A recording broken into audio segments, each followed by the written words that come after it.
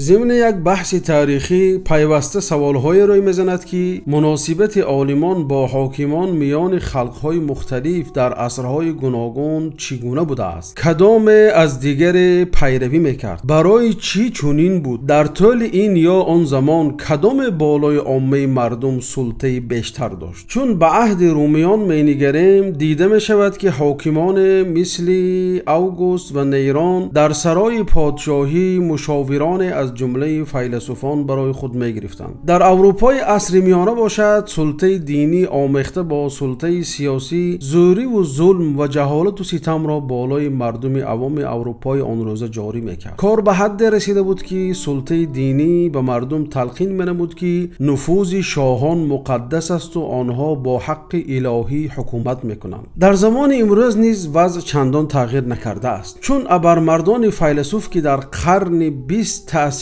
از همه بیش داشتند با فاشی‌ترین و خونخوارترین نظام‌های زمان خود قرین و نزدیک بودند. ولی در این راستا تاریخ دیگری نیز هست که در آن دانشمندان در مقابل امیران و پادشاهان از سلطه مستقل برخوردار بودند. این گونه دانشمندان میان عالمان اسلام در طول تاریخ خیلی زیادند. این سلطه داشته آنها چگونه بود و چی طور دانشمندان میان مردم آن سلطه را صاحب گشته بودند؟ آنها پیروی نمی‌کنند بلکه دیگران به آنها پیرو می‌شوند. وقتی کس به تاریخ انسانیت می‌نگرد از آن بردباری که دانشمندان مسلمان در کارهای عامه داشتند و آن را چی طور به خوبی تمام اجرا می‌کردند انگشت حیرت می‌گزد. در مقابل همتایان آنها را از ملت‌های دیگر می‌بینیم که طبق سیاست حاکمان دور بازی می‌کردند و حتی به عملکردهای باطل آنان اساس شرعی می‌بخشیدند. باید گفت که این مناسبت دوجانبه میان دانشمندان و حاکمان در تاریخ اسلام هویت خاصه به خود کسب کرده بود، زیرا آن علاقه‌ای که میان دانشمندان و حاکمان بود علاقه تاریخی خیلی با توازن بود. با برابر تحکیم بخشیدن به مقام حاکم و تأکید بر اطاعت او و تلاش به نگهداشت جماعت مسلمانان از تفرقه و نزاع، اسلام حاکمان را نیز وظیفه‌دار نموده است که به سلطان علم اطاعت کنند. این مسئله در خطاب نخستین خلیفه اول اسلام ابوبکر صدیق رضی الله عنه برملا افاده یافته است: اگر من خوبی کردم مرا یارمندی کنید، ولی اگر بد کردم مرا راست کنید. مادامی که من به خدا و رسول اطاعت کردم به من اطاعت کنید، اما اگر به خدا و رسول نافرمانی کنم اطاعت بر من از گردن شما ساقط می‌گردد. بنابراین اسلام این دو مسئله را با هم وابسته حسابیده است، یکی بدون دیگری وجود داشته نمی‌تواند. عالم و فیلسوف اسلامی ابو حامد غزالی در این بابت چنین میگویند: دین تنها به وسیله دنیا برپا می‌شود. حکم و دین هر دو جفتند. دین اصل است و حکم پاسبان آن. هر چیزی که اصل ندارد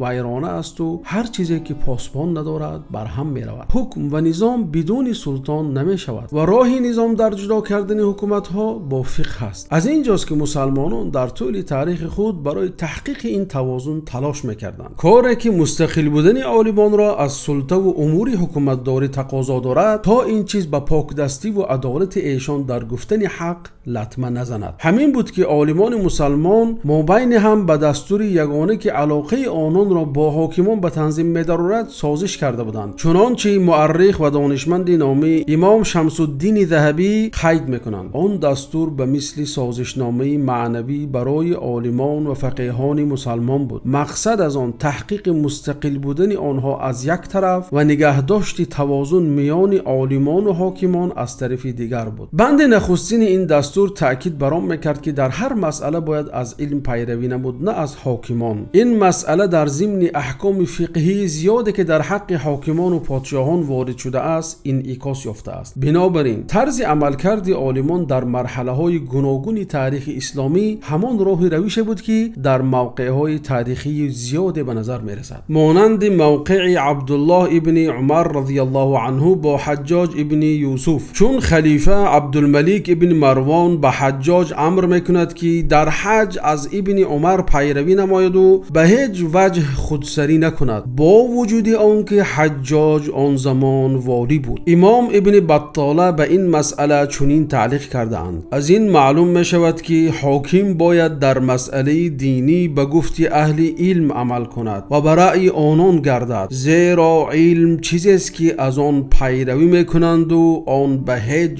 وجه پیرو نمی شود. از این لحاظ در ذهن امت نشسته بود که حاکمان و عالمان همه از علم پیروی می کنند و علم باشد از کسی پیروی نمی کند. بنابراین از عرف عالمان بود که علم را به جای خود گذارند و آن را به درگاه پادشاهان نبرند. همه در پیشگاه علم به یک حالت بودند، کسی از دیگر امتیاز نداشت. در این باره اخبار و آثار زیاده آمده است. از جمله آن حادثه ای که از امام بخاری روایت میکنند، وقتی حاکم دور کس فرستاده از امام طلب میکند که کتابهای جامع و تاریخشان را آورده به او بخوانند، امام در جواب به آن کسی آمده میگویند که من علم را خوار نمیکنم و آن را به درگاه پادشاهان نمیبرم. اگر شما نیاز دارید به مسجد و یا خانه ام بیایید. گرامی داشت عالمان با بلند برداشتن ارزش علم و گرامی داشت آن، عالمان درک میکردند که مرتبه عالم به مرتبه علم او مربوط است و آن گرامی داشتی که نسبت به علم وجود دارد از بالا بودن عالم و عاری بودن او از دستنیگری به حاکمان و خوشامدگویی به امیران سخت وابسته است. از عالمان اسلام روایات و آثار زیاد نقل شده است که از تملق کاری عالمان نسبت به شخصان با نفوذ به شکل‌های گوناگون منع می‌کنند. تملق کاری که تنها به خاطر نزدیک شدن به آنها صورت می‌گیرد. این نه به خاطر عداوت نسبت حاکمان است، بلکه تنها به خاطر پاس داشتن عالمان از کجروی در دین خدا میباشد. به خاطر آن است که مبادا عالمان سرسپرده خدمت حاکمان گردند. شاید وقتی حاکم به عالم چیزی عطا میکند و او را به خود نزدیک میسازد، دل او نسبت به آن حاکم نرم میشود و در نتیجه آن از خطای او چشم میپوشد و با همین آن امانت را که از نزد خدا برگردان داشت ادا کرده نمیتواند. در این باره از سفیان ثوری آوردند که گفت: من از آن نمیترسم که آنها مرا اهانت میکنند، بلکه ترسم از آن است که مرا گرامی میدارند و بر اثر آن دلم سویشان کشال مییابد. به گفته امام سبکی حتی اگر فقیه با هدف نیک به حاکمان نزدیک شود هم عالمان از این کار با شدت بر حذر داشتند. امام حسن بصری نیز از رواء به درگاه امیران من نموده چنین گفتند: هرگز به دعوت امیر اجابت نکن، اگرچه تو را برای خواندن سوره از قرآن به خانه خود دعوت میکند، زیرا تو در حال از خانه او میبرایی که از حال در آمده ات بدتر شده ای. بالاتر از این همه امام ابن دقیق العید میگویند فقیهان عالمی را به هجرت کردن از وطنش امر میکردند وقتی گمان کند که از او برای اجرای ظلم و یا منکر استفاده خواهند کرد. به خاطر همین والاییت و بالایی و پرهیز بی‌نظیر دانشمندان نزد حاکمان و امیران و عامه مردم از مکانت بزرگ برخوردار بودند، مکانتی که حاکمان و پادشاهان داشتند. خلیفگان و حاکمان تلاش میکردند که دل عالمان را به دست بیارند، نه برعکس. با وجود این عالمان تنها به خاطر ضرورت به نزد حاکمان می‌درآمدند برای امر بالمعروف و یا نهی از منکر. با وجود رنج و عذاب در برابر این زیرپایه نظریوی براه و روش مناسبت عالمان با حاکمان، تاریخ برای ما نمونه‌های تطبیقی را با آن بازگویی می‌کند. مانند گرفتاری امام ابو حنیفه پیشوای مذهب حنفی، چون مورخ خطیب بغدادی آورده است که خلیفه عباسی ابو جعفر منصور می‌خواهد که امام ابو حنیفه را به مسند قاضیگی تعیین نماید، ولی امام قاطعانه نه تنها قبول این مسند بلکه برداشت گرفتن دیگر یگان منصب سیاسی و دنیوی را رد می‌کنند، چون یقین داشتند که علم عزیزتر و والاتر از آن است که برای تحقیق رغبات حاکمان خدمت کند، خصوصا زمانی که فضای تنیش و برخورد مابین امویان و عباسیان داغ و سوزان بود. این چیز باعث می شود که خلیفه منصور در خشم آید و بر اثر آن امام را به زندان می اندازد. بعد از آن که به جزای ضرب و لط نیز محکوم می شوند، در حالی که سنشان به 70 رسیده بود و نهایت در سال 150 هجری در زندان وفات می کنند. از گرفتاری و رنج امام مالک نیز بی بهره نمانده بود. بودند. چون وقت خلیفه دور ابو جعفر منصور از آن کس طلب میکند که حدیث در بابت طلاق شخص ناچار را پنهان دارند، آن کس قبول نمیکنند، زیرا امام مالک این کار را از جمله پنهان کردن حقیقت و علم از دیگران می حسابیدند که پیامبر از آن منع کرده اند. بنابراین از گفتن این حدیث خودداری نکردند و در نتیجه به رنج و عذاب گرفتار شدند. امام در پیش نظر مردم به اندازه دره خوردند که یکی از دستانشان از کار ماند، ولی از بس که در دل مردم مسلمان جایگاه مخصوص داشتند، گوشه و اطراف مدینه به جنبش آمد و مردم شور و غوغا برداشتند و نهایت خلیفه از این کار خیلی به هراس افتاد. از رأیش برگشت و عذرخواهی کرد و گفت: به خدا ای ابو عبدالله، به این کار من امر نکرده ام و از این خبری هم نداشتم. وقتی شنیدم که چنین شده است راضی نشدم. بعد فرمود تا امیر آن وقته مدینه جعفر بن سلیمان را حاضر کنند. وقتی آوردند او را به زندان تنگ انداخت و خیلی ذلیل کرده به چند برابر عذاب به امام مالک داده بود او را گرفتار نمود. از این درد و رنج او تنها همان وقت رها یافت که امام مالک او را بخشیدند. آن امتحان سختی که در تاریخ عالمان مسلمان کم نظیر است، امتحانی که به نام مخلوق بودن قرآن مشهور می باشد. امام احمد بن حنبل در عراق به امتحان سنگین دچار بودند که چندین سال ادامه کرد. چون در زندان تقریبا 30 ماه ایستادند و بعد از آن به زدن و عذاب دادن چنان گرفتار شدند که حتی یکی از جلادانش چنین گفته است: من احمد بن حنبل را 80 دره زدم که اگر فیل را چنین میزدم فیل از پای می افتید. بعد از زندان و عذاب کشیدن ها سالهای چند به زندان خانگی محکوم شدند. نهایت با آمدن خلیفه متوکل این بلا از سر امت برداشته گردید و امام نیز آزاد شدند. با وجود این همه گرفتاری ها امام از موقع علمی خود که در آن صلاح امت را میدیدند دست نکشیدند. وسوسه های سلطه و ترس دادن های مخالفان آن کس را از راهشان برگردانیده نتوانست. همین طور عالمان رهبری کردند و میان مسلمانان به سلطه اجتماعی صاحب شدند. آنها برخلاف عالمان کلیسا در اروپا این سلطه را با راه از نام خدا گپ زدن به دست نیاوردند و هیبت خود را با اختیار کردن راه حاکمان و دعا دادن به آنها نائل نگشتند، بلکه خود مردم پیروی از آنان را به خواسته خود اختیار میکردند. علاوه بر همه این آنها با زهد و تقوا بودند و در گفتن حق شجاعتی بی‌نظیر داشتند. آنها کسانی بودند که همه از ایشان پیروی میکرد و آنها خود پیروی کسی نمیشدند. آنها تنها از حق پیروی میکردند، نه از نفوذ و جاه و سلطان. همین بود که همه از ایشان پیروی میکردند.